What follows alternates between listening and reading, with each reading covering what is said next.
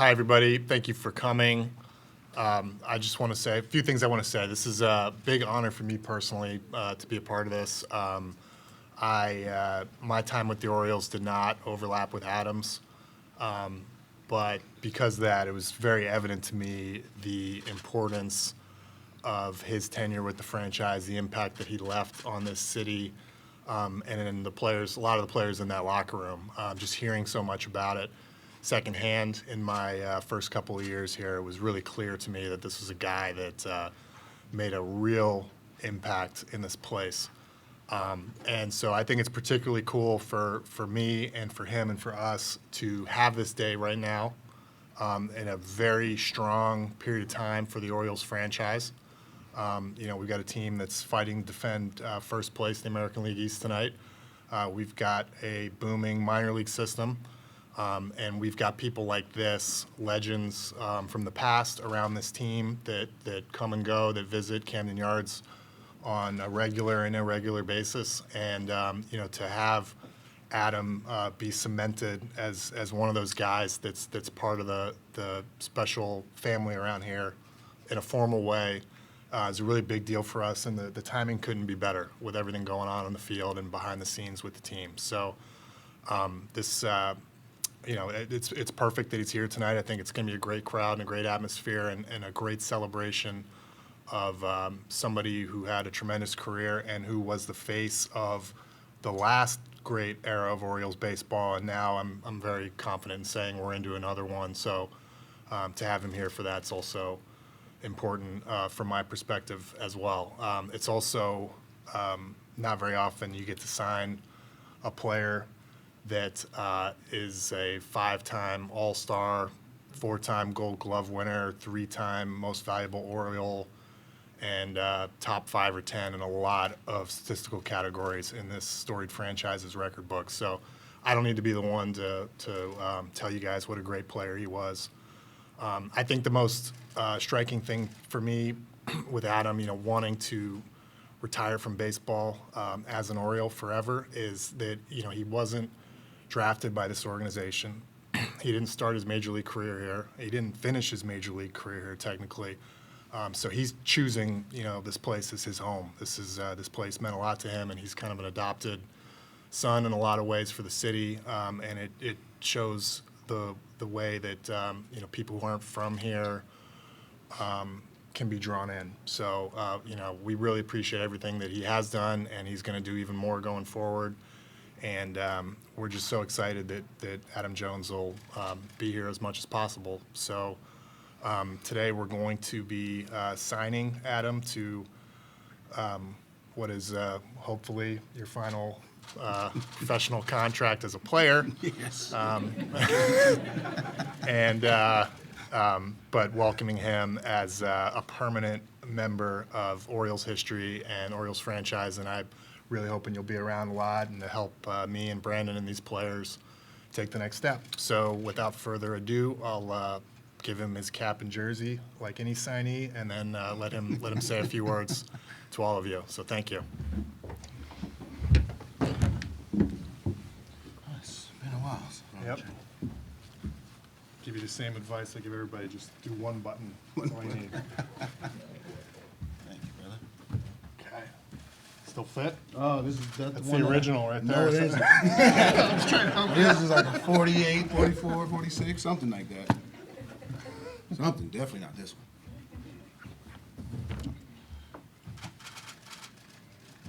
All right.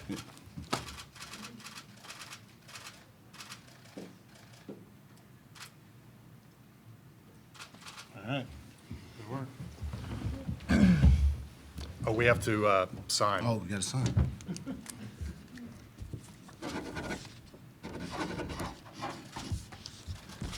Trade you.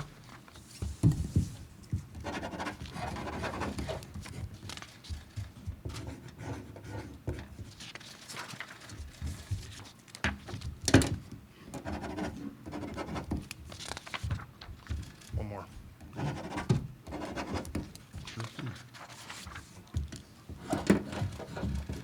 Awesome. Awesome. Well, I'm glad this day.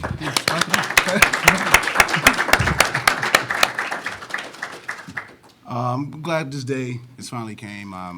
We were discussing it obviously this summer with my wife Audie, Miss Grandal, who's the orchestrator of a lot of these great events that's going on in Baltimore right now. And I just felt that going out, walking out of the game, obviously it was great to be able to do it on my own in Japan, but I'm not a Buffalo. I had a great time in Japan. I think it shaped me and my family for the future.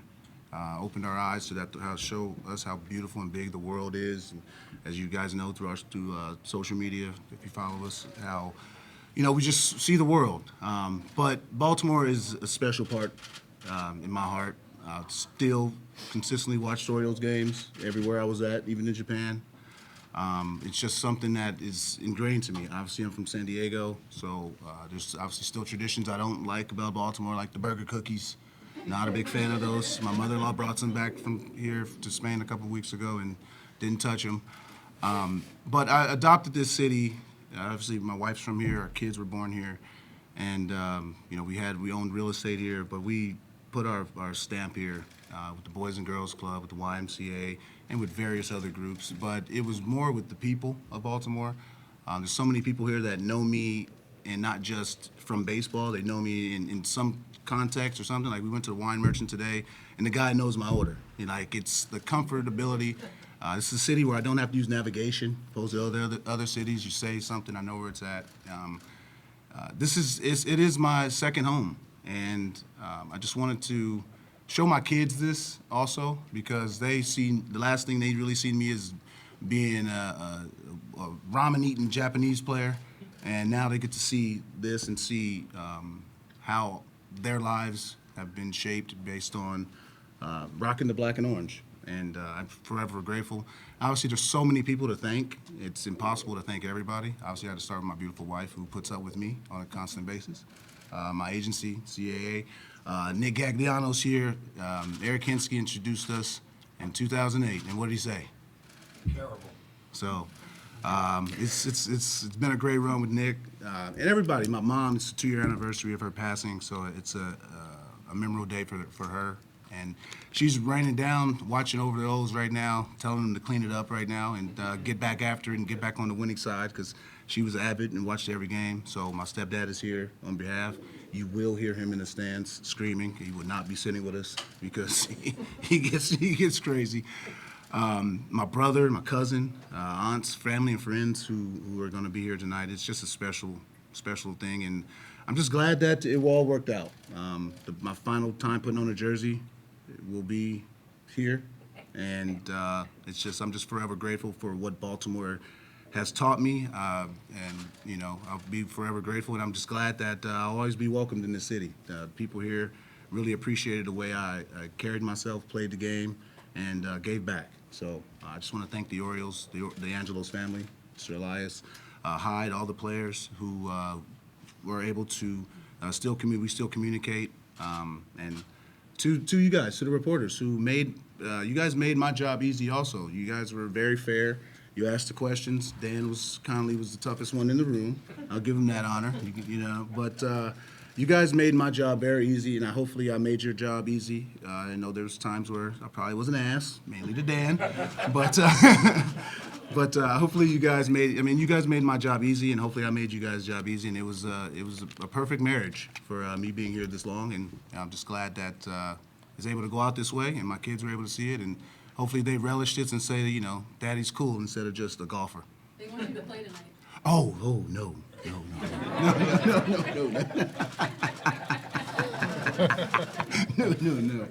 But no, it's just from the bottom of my heart. I just want to thank Birdland for just embracing me for all these years, and I'm forever grateful. I'll get down the line, but every night I watch guys 1 to 9 play the game hard, and when you put the ball in play hard, steal bases, make the defense makes errors, good things happen, and that's what they're doing. They've been doing that for the last 2 years. Adam, you were always so respectful of past greats who came back, and now to think that you are that guy, like Mike was saying, to a lot of this next generation of Orioles players, what is that like for you? Well, it's part of getting older, you turn the page. I remember asking Jim Tomei about that in 2012, is when do you know it's your time? my body told me, and he told me, Father Time will let you know. And I read some quotes from Cedric, Santander, and Hayes, and those were really awesome because obviously we didn't have the most time with each other because I was on my way out, they were on their way in. But the time that we did have together, I tried to make sure that I let them know how to manage this major league life, how to manage playing here in Baltimore, and being a major leaguer because everybody thinks it's easy, but it's only 750 or is it now 780 within the major leagues at any given moment. So it's a really tough lifestyle to manage, and I just try to be those guys' big brothers. And now, you go to some of these places and they be like, "What's up, man? How you doing, OG?" Like I tell my kids that I'm an OG. You know what I'm saying? And it's just humbling that you're still able to go in these clubhouses and that these kids still remember you. I know like the older generation, like the Millars and that generation 10 years prior to me, those guys are getting forgotten about a little bit. But it's cool that this generation still remembers, and I'm gonna keep tweeting at these guys so that they don't forget me. Keep your social media, Adam, Manny was such a big part of your time here. How much do you still give him grief about the catch in San Diego in the WBC? Never about that, but no, I talk to him all the time. I make sure I try to keep his head on straight. I know he's having a tough year this year, but they have a hell of a team over there and a hell of a city. And next year, unfortunately, they'll have to give hopes for next year. But no, I keep in contact with him. We talk weekly and try to keep it light. I know he's a very busy man, and just try to make sure that he knows that I'm always in his corner. I have a radio station I do in San Diego once a week, and I always give him his flowers.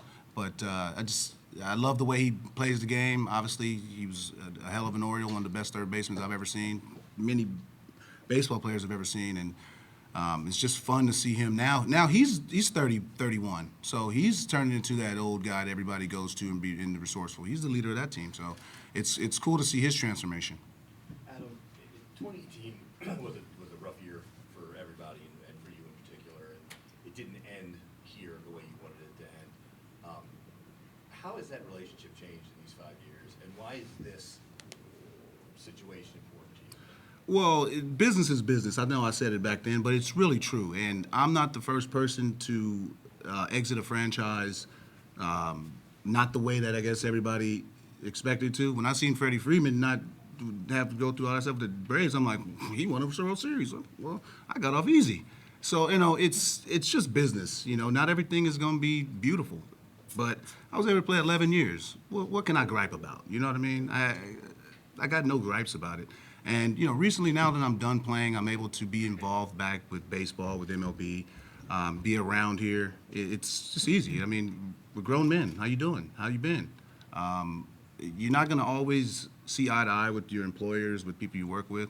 But at the end of the day, we're respectful grown men, and, we can shake each other's hands and say, hey, didn't end the way we wanted to, but it's past this. Let's move on to the future and see what we can build after that. Adam, do you see an ideal role for yourself either with this organization or in baseball, or are you kind of done with working in baseball? Well, I work with the commissioner, an advisor under the CAP program, but anything with the Orioles, here's your man. You got to ask him. Good start. Yeah. But obviously, I got young kids, so to be a coach, that would be a stretch because that's such a time commitment. But to be involved in a franchise would be awesome. Who wouldn't want to work for any franchise, especially a player? Obviously, have such roots here. Who wouldn't want to work and be involved with the Major League franchise? The reach that you can have, the impact that you can have in the community and the organization. Obviously, it's a match made perfect, but I love what I do right now with the CAP program. I'm able to go to great events, the London Series, Mexico Series, advanced baseball with the commissioner's office. It does open me to other jobs. They said I can, now, since I'm an independent contractor. But no, I'm enjoying doing it. I have a very lax schedule. Since, again, we travel a lot, kids are young, so I want to give as much attention, much time as I can to them. But I still do love being around baseball, and my wife allows me to get out of her hair for a week or two to go back and watch baseball.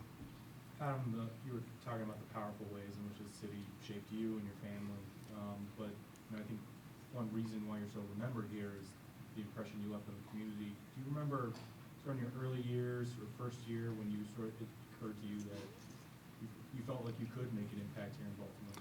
I remember when I first got traded here, I told my brother, he'll be here tonight, and he was like, you know you're going to Baltimore. It's a black city. I'm like, okay. When I got here, about 2 or 3 months in '08, I met the current mayor now, Brandon Scott. And he was just a man on a mission to improve the city, just a young city leader.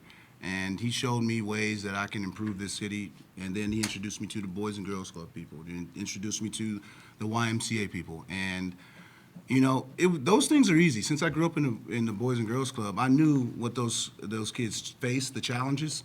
So, for me, that was a shot in the bucket. Like, I understand every kid. I understand the home life of them. I understand what they go through. And me and my wife and my family, my brothers, cousins, my mom at the time, before the kids, we helped and shaped, build, renovate 6 Boys and Girls Club around the city. And, you know, that impact goes further than that. We put community centers for the parents so that, you know, sometimes the internet's not at your house, but it allows you to maybe go fill out applications or do something that you need to do. So it wasn't just about me playing baseball here or getting kids to play baseball. It was trying to get the education out of everybody because education is key.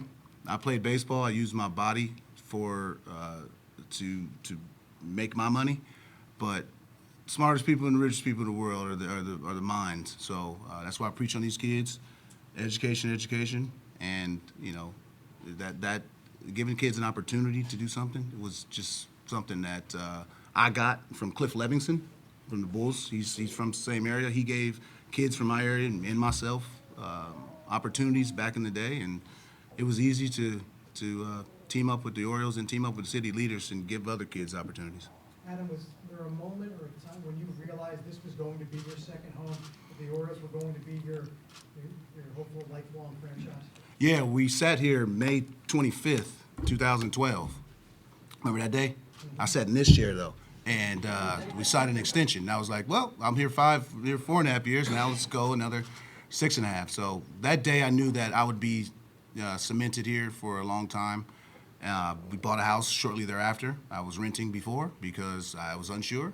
And no, that day, once that day happened, I knew that something special could be here as long as I stayed on the field, and I was able to do that. And you know, that's why we're sitting here today, because I was able to stay on the field, stay here for such a long time, and do great things between those lines.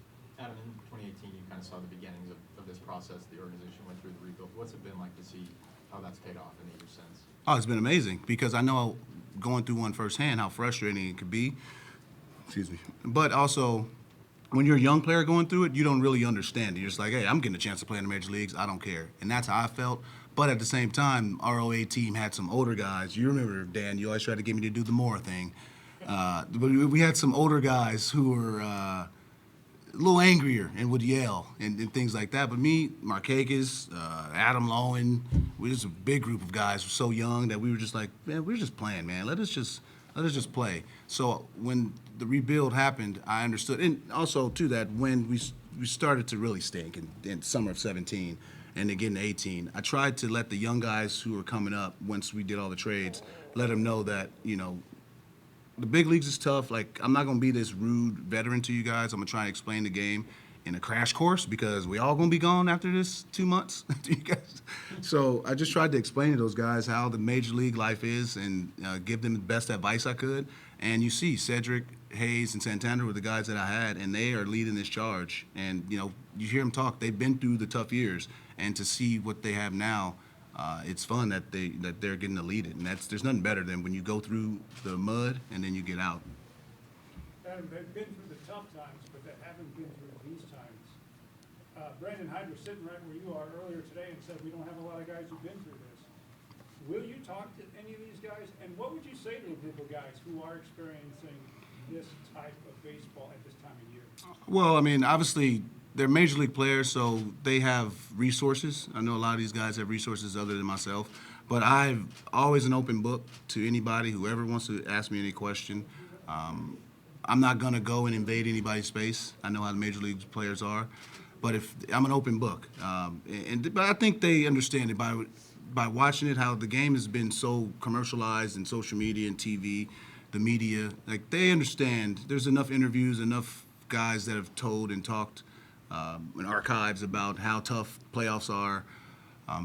One thing I'm happy about is we don't have to hear about the pitch limits, pitch inning limits. You know, I know that was a big topic of discussion this summer. And, you know, these guys, I think they know what they have in front of them. I don't think they need somebody to tell them. I think it's right in front of them. I think the fans around the city, when these guys go to breakfast, these guys go to lunch or dinner, I think the fans around the city are telling them how special of a situation they're in. So, I don't think they need outside influence. I just think they need to stay exactly what they're doing and just believe in each other, believe in that clubhouse. Anything on the outside, just don't worry about it as they've been doing, and just stay focused and stay the course. Adam, you talked about your presence on social media and keeping up with that, and now you have your podcast, which is part of the Baltimore Media Group. And how's it been for you on the other side of the microphone now to kind of have the control? Well, yeah, there he is. Me and my co-host Jerry Coleman on the Adam Jones podcast. It's talking Baltimore sports. We want to get Mr. Elias, but we respect his time and we respect his words. He's a very, very busy man. But no, it's basically delving into to Baltimore sports. Again, if I speak to San Diego, no one's listening. If I speak to Texas, no one's listening. Speaking to Baltimore, the fans here really appreciate my insight and stories. And the Orioles have been fantastic with supplying us with guests. They've been just amazing at that. And it's different. It's obviously a different side. I got to do a little more research. I make sure that I dig up some information on the guests for the week. And it's a different side of it. It's different in Spain doing it also. It's definitely, I have to do it at like 4, middle of the day. I'm like, maybe go for a walk with the kids or something. I got to do a podcast and all that kind of stuff. But it's a different side. Again, I've always respected the media side as a player. I always ask questions to the media side. I always tried to, hold court with the media, showed as much respect as I could. And now I'm on the other side. It's weird asking guys for stuff. But I've done a lot of favors for people. They're going to answer my damn call, and they're going to get on the podcast. Yeah, they're going to get on it. Adam, do you think you have a role in cultivating the next generation of Adam Jones, the African-American player coming to the game, especially with the changes right now, bringing more athleticism in and things like that? Think that'll open up more doors? Big time.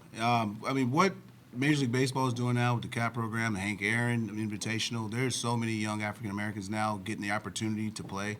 And with the Players Alliance, they are supplying kids throughout the United States with an opportunity to play. And the biggest thing that we wanted to do at the Players Alliance was not try and go take a kid that's out there shooting hoops on the basketball court and say, hey, here's a baseball glove, go play baseball, we need the numbers to go up. No, we're saying the kids that are willing and ready to play, that just don't have maybe the monetary needs or the availability, don't worry about that. You're going to be at that tournament. I did it for the team in D.C. I believe they couldn't, they just couldn't afford to go up to Williamsport. No, that's easy. Like, you have to give these kids opportunity. Doesn't matter who you are. And with the Players Alliance right now, we're doing so many great things in giving young black kids and young Latino kids and everybody, whoever wants to play. We don't care. We want kids who want to play out there on the field, and we've been doing such a terrific job at that. It's behind the scenes because obviously it's not blasted, but if you've seen in the draft, there's a lot more African Americans getting picked higher up, and it's great. The next mission though is to get that college, to get the scholarships changed. Baseball is really unfair. Was it 12.7, 11.7? 11.7. It's really unfair when football gets 200. If they open that up, it opened a lot more opportunities for African Americans because, again, college is expensive. I didn't go, but I seen my friends' bills, and those don't look too fun. Adam, I know the night is still young. There's a lot more to be happening along the lines of this today. But how does this day feel compared to when you were here earlier in the summer and you were Mr. Splash? Well, it's definitely different. I was in some shorts. It was hotter. I have a suit now. My kids in a suit. Look at them going crazy. It was different. It was come in, catch the first pitch from Sanzi, be in the suite. Mrs. Grandal set up everything. It was great. mingle, go around. Everything was fantastic. Mr. Splash, I brought the jersey today. That's my only jersey I'm wearing. I mean, so, but it was great. That was really cool to get back into Camden Yards feel that way. Obviously, the team is going good. That night was tough going against Garrett Cole. There's not a lot of offense when he pitches. Doesn't matter who it is. So it wasn't the ideal night to be Mr. Splash. That Sunday night, I believe, was like 7 runs in the first inning. That would have been the perfect. It was, I think the governor was doing it. He had the second inning, Yeah. and it's like nothing for the rest of the game. Good scouting there by the governor. Yeah. So, but no, it's just great to be back here. Again, it's cool for my kids to see this. They don't remember it. You know, I think they vaguely remember things going on here, but every attendant remembers them running around the clubhouses in the hallways. So it's cool for them to see this, and they're just like, yeah. Everybody says, "I remember you," and they're just looking at them with a blank face because they obviously have no idea who they are.